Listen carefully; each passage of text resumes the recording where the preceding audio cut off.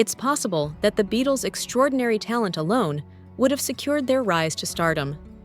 However, it's worth questioning whether they could have achieved the same level of global impact without the guidance and support of certain pivotal figures, one of the most significant being Brian Epstein. Epstein, the band's manager, died unexpectedly in 1967.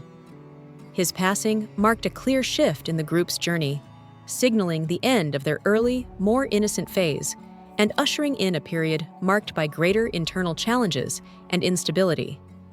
When Epstein first encountered the Beatles, he wasn't involved in managing artists.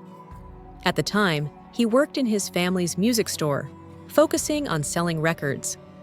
Just as he saw the Beatles as a path toward a more fulfilling career, they in turn needed his help to access broader audiences and climb beyond their local fame. During the band's formative years, Epstein played a major role. He organized their tours and scheduled public appearances. He also helped shape their public image, putting them in tailored suits to give them a more polished, mainstream appeal. Behind the scenes, he handled difficult tasks as well, most notably dismissing their original drummer, Pete Best, so that Ringo Starr could join the lineup.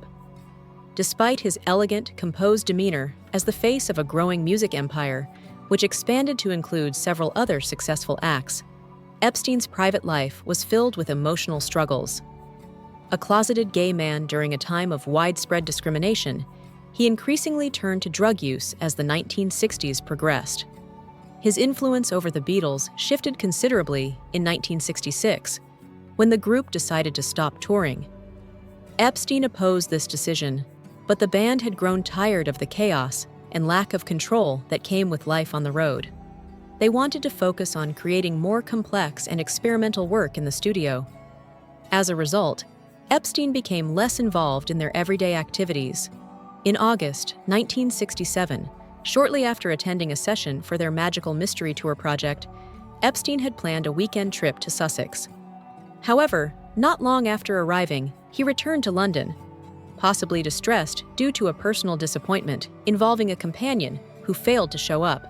Friends, sensing something was wrong, urged him to return to Sussex and noted over the phone that he didn't sound like himself. On August 27th, a friend visited Epstein's London residence and, unable to get a response from behind his bedroom door, contacted a doctor. When the door was forced open, Epstein was discovered dead. The cause was determined to be an accidental overdose of sleeping pills. At the time, the Beatles were in Wales, attending their first major seminar with Maharishi Mahesh Yogi to learn about transcendental meditation. Upon hearing the tragic news, they addressed the press in a stunned state before returning to London. Just 4 days after Epstein's death, the band held a meeting to decide their next steps. Epstein's brother Clive was briefly named manager, though the position was more symbolic than active. During the meeting, Paul McCartney took the initiative, proposing a plan to proceed with the Magical Mystery Tour film project. From that point on, the Beatles began managing their own affairs. Though they continued to produce exceptional music, the added pressure of handling business matters themselves gradually contributed to internal tensions that would eventually lead to their breakup. With Epstein gone, the band was no longer bound by external managerial control, an absence that, while freeing in some respects, also accelerated the unraveling of their unity